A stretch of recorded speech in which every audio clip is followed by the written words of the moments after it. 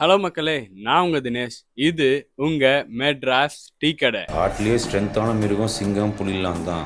ஆனால் ஆபத்தான மிருகம் ஓனா. இன்னைக்கு மெட்ராஸ் டீ கடையில் நம்ம பார்க்க போறது டீ கடை மூவி ரிவ்யூ. இன்னைக்கு டீ கடை மூவி ரிவ்யூல நம்ம பார்க்க போறது நம்ம தனுஷ் அவரோட 50வது படம். இந்த படத்தை அவரே ரைட் பண்ணி அவரே டைரக்ட் பண்ணியிருக்காரு. ஆமாங்க, ராயன். அந்த படத்தை தான் இன்னைக்கு நம்ம டீ கடை மூவி ரிவ்யூல பார்க்க போறோம். ராயன் தனுஷ், எஸ்.ஜே. சூர்யா, துஷாரா விஜயன், காளிதாஸ் ஜெயராம், சுந்தீப் இந்த மாதிரி நிறைய பேர் நடிச்சிருக்காங்க. இந்த படத்தை எழுதி இயக்கியிருக்கார் நம்ம தனுஷ். சரி வாங்க இந்த படத்தை பத்தி இன்னும் டீட்டெயிலா பார்க்கலாம்.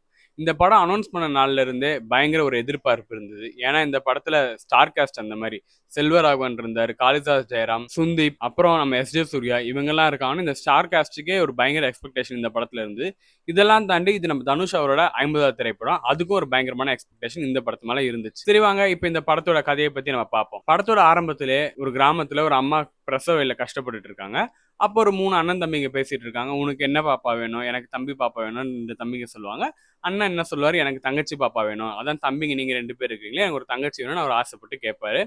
அவர் ஆசைப்பட்ட மாதிரி அவருக்கு ஒரு தங்கச்சி குழந்தை தான் பிறக்கும். அப்படி இருக்கும்போது ஒரு நாள் அவங்க அப்பா அம்மா நாங்க வெளியே போயிட்டு வரோம், நீ தம்பி தங்கச்சிங்களை பார்த்துக்கோ அவங்க அண்ணன்ட்ட சொல்லிட்டு போவாங்க. பட் போனவங்க 2 நாள் ஆயும் திரும்பி வர மாட்டாங்க. ஸோ இப்படி இருக்க அந்த ஊர்ல ஒரு பூசாரி மாதிரி இருப்பாரு. அந்த பூசாரி வீட்டுல போயிட்டு இந்த அண்ணன் போயிட்டு கொஞ்ச நாள் இருப்பாரு. அப்பா அம்மா எங்க போனாங்கன்னு தெரியல, என்னாச்சுன்னு தெரியல, நான் கொஞ்ச நாள் இங்க இருக்கிறேன் அப்படின்ற மாதிரி அவர் கேட்டிருப்பாரு. சரிப்பா நானும் அம்மா அப்பா என்ன ஆனாங்கன்னு நான் விசாரிக்க சொல்றேன் அப்படின்ற மாதிரி அவரும் சொல்லுவாரு. பட் அங்க பாத்தீங்கன்னா ஒரு அசம்பாவிதம் மாதிரி நடக்கும். என்னன்னா அந்த குழந்தைய விற்கிறதுக்காக அந்த பூசாரி பிளான் போட்டிருப்பாரு. இதை வந்து அந்த அண்ணன் ஒட்டு கேட்டனால அங்கேயும் சண்டை போட்டு அவர் தப்பிச்சு வந்துருவாரு. வந்துட்டு ஒரு லாரியில ஏறி சென்னை வந்துருவாரு. மொத்த ஃபேமிலியா அவங்க சென்னை வந்துருவாங்க. நம்ம சென்னை வந்த அப்புறம் தான் அவர் நம்ம செல்வராகவனை சந்திக்கிறாரு. அந்த இடத்துல ஒரு லாரியில ஏறினார் பத்தி அந்த லாரில சரக்கு இறக்குவாரு. அந்த சரக்கு வந்து நம்ம செல்வராகவன் தான் இறக்கிட்டு இருப்பாரு. சோ அப்ப அந்த அண்ணன் கேரக்டர் என்ன சொல்லுவாருன்னா, எனக்கு இங்க ஒரு வேலை போட்டு கொடுங்க, நான் வேலை செஞ்சு என் தம்பி தங்கச்சிங்களை பாத்துக்கணும் அப்படின்ற மாதிரி அவர் கேட்பாரு. அப்ப நம்ம செல்வராகவனும் சரின்னு ஒரு வேலை போட்டு கொடுப்பாரு. அப்புறம் வேலை போட்டு கொடுத்து அப்புறம் படிப்படியா கொஞ்ச நாள் சம்பளம்லாம் வந்த அப்புறம் ஒரு வீடு பார்த்து கொடுப்பாரு. அந்த வீட்டுல அவங்க எல்லாம் வாழ்வாங்க. இதுல நம்ம பெரிய அண்ணன் யாருன்னா நம்ம தனுஷ் அவர்கள் தான். அதுக்கு அடுத்த தம்பி வந்து நம்ம சுந்தீப். அப்புறமா 3வது தம்பி 2வது தம்பி தான் நம்ம காளிதாஸ் ஜெயராம். கடைசியா பிறந்த தங்கச்சி தான் நம்ம துஷாரா விஜயன். ஆமாங்க, நிறைய பேர் வந்து துஷாரா விஜயன் வந்து தனுஷுக்கு பேருன்னு நினைச்சிட்டு இருந்தாங்க. மேபி இது ஒரு ஸ்பாய்லரா கூட இருக்கலாம். துஷாரா வந்து நம்ம தனுஷ் அவரோட தங்கச்சி. அப்புறம் அவங்க வளர்ந்த அப்புறம் நம்ம தனுஷ் வந்து ஒரு ஃபாஸ்ட் ஃபுட் மாதிரி ஒன்று வச்சிருப்பாரு. அந்த ஃபாஸ்ட் ஃபுட்ல அவர் தம்பிங்க வந்து வேலை செய்வாங்க. காளிதாஸ் வந்து இப்பதான் காலேஜ் படிக்கிற மாதிரி காட்டியிருப்பாங்க. சுந்தீப் வந்து சும்மா குடிச்சிட்டு அப்படியே ஊர்ல அடாவடி பண்ற மாதிரி ஒரு கேரக்டர் மாதிரி காமிச்சிருப்பாங்க. ஸோ இப்படி இவங்க லைஃப் போயிட்டு இருக்கும்போது சுந்தீப் வந்து எப்படின்னா குடிச்சிட்டு எங்க பாரு தகராறு பண்றது, ஒரு பிரச்சனை பண்றது, இந்த மாதிரி ஒரு கேரக்டராகவே இருப்பாரு. இதே டைம்ல பாத்தீங்கன்னா நம்ம காளிதாஸ் ஜெயராம் காலேஜ் எலெக்ஷன்ல ஒரு பிரச்சனையும் போயிட்டு இருக்கும். இந்த 2 பிரச்சனையும் நம்ம தனுஷ் கிட்ட வரும்போது தனுஷ் வந்து பிரச்சனையை வளர்க்காதீங்க, வேணாம் நமக்கு பிரச்சனை வேணான்ற மாதிரி சொல்லுவாங்க. அந்த ஊர்ல ஒரு பெரிய டான் இருப்பாரு. அது யாருன்னா நம்ம சரவணன் சார். நம்ம இந்த பருத்தி வீரன்லாம் பார்த்துருப்போம் பாத்தீங்களா, அந்த சரவணன் அவரு தான். அவர் பேர் வந்து துரை. அவர் தான் இந்த ஊர்ல ஒரு பெரிய டான். அந்த ஊர்ல இன்னொரு டான் இருப்பார். அவர் பேர் தான் சேதுராமன். அது யாருன்னா நம்ம எஸ்.ஜே. சூர்யா. அப்படி இருக்கும்போது நம்ம சரவணனுக்கும் எஸ்.ஜே. சூர்யாக்கும் ஒரு பழைய பகை ஒண்ணு இருக்கும். அதாவது எஸ்.ஜே. சூர்யா அவங்க அப்பாவை இந்த சரவணன் தான் போட்டு தள்ளி இருப்பாரு.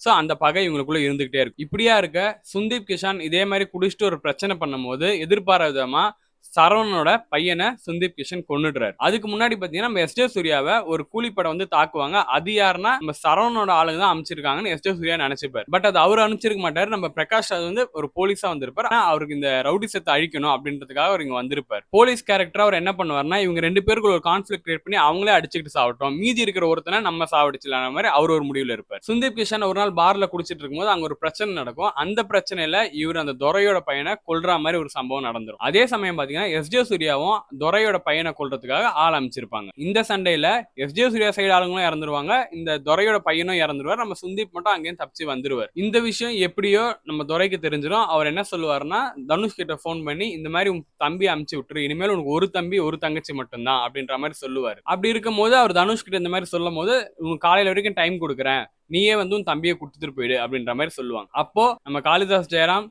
சுந்தீப், தனுஷ் 3 பேர் அங்க வந்து துரை மற்றும் அவங்க சார்ந்த எல்லா ஆளுமே போட்டு தள்ளிடுவாங்க. இது வந்து அந்த ஏரியால பெரிய ஷாக்கா இருக்கும். யாருக்குமே யார் அவங்கள கொன்னான்றதே தெரியாது. அந்த அளவுக்கு ஒரு அதிர்ச்சியில இருக்கும் அந்த ஊரே. இப்படி இருக்கும்போது போலீஸ் வந்து தேடிட்டே இருப்பாங்க, யார் கொண்டு இருப்பா துரைய, சேதுராமன் ஆளுங்க தான் கொண்டு இருப்பாங்களா அப்படின்ட்டு.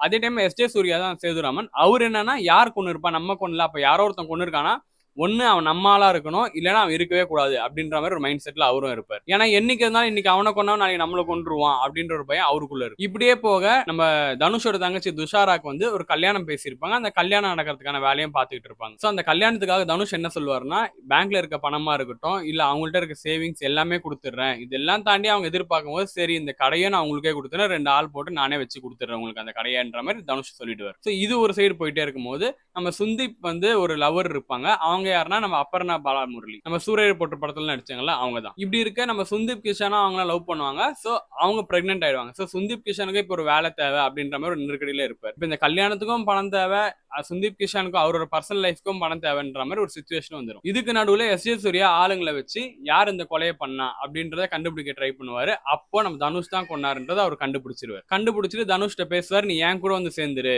அப்படின்ற மாதிரி நம்ம தனுஷ் கிட்ட எஸ்.ஜே. சூர்யா சொல்லுவாரு. பட் ஆனா தனுஷ் சொல்லுவார், இல்ல நான் கொலையே பண்ணல அப்படின்ற மாதிரி சொல்லுவாரு. அந்த இடத்துல அவர் ஒரு டைலாக் ஒன்று வைப்பாரு. அந்த டைலாக் சூப்பரா இருக்கும், செம்மையா ஒர்க் அவுட் ஆச்சு அந்த டைலாக். ஸோ அப்ப தனுஷ் முடிவு பண்ணுவார், இல்ல இனிமேலே நான் இப்படியே இருந்தா அடுத்து இவன் என்ன துரத்திக்கிட்டே இருப்பான், இவன் கிட்ட இருந்து நான் ஓடிக்கிட்டு இருக்க முடியாது அப்படின்ற மாதிரி தனுஷ் ஒரு முடிவுக்கு வந்துருவாரு. இதுக்கப்புறம் தனுஷ் என்னெல்லாம் அனுபவிச்சாரு அவர் லைஃப்ல, எஸ்.ஜே. சூர்யா கூட போய் சேர்ந்தாரா, இல்ல எஸ்.ஜே. சூர்யாவே அவர் கொன்னுட்டாரா, போலீஸ் என்ன பண்ணாங்க, இவர் தங்கச்சி கல்யாணம் நடந்ததா, இவங்க தம்பிங்களோட லைஃப்ல என்ன ஆச்சு அப்படின்றதான் இந்த ராயன் படத்தோட மீதி கதை. சரி வாங்க, இப்ப இந்த படத்துல எனக்கு என்ன பிடிச்சது நான் உங்ககிட்ட ஷேர் பண்றேன். ஃபர்ஸ்ட் விஷயம் ரைட்டிங். ஸ்டோரி ஒரு பெரிய நாட் இல்லைனாலுமே ஒரு சின்ன ஒரு கதை தான். பட் அதை சூப்பராகவே என்டர்டெய்னிங்கா ஸ்க்ரீன் பிளே எழுதியிருந்தாங்க. அது ரொம்பவே பிடிச்சிருந்தது. கேமரா ஒர்க், லைட்டிங் எல்லாமே பர்ஃபெக்டா இருந்தது. எந்த ஒரு இடமும் நம்மளுக்கு ஆர்டிஃபிஷியலாகவே ஃபீல் ஆகல.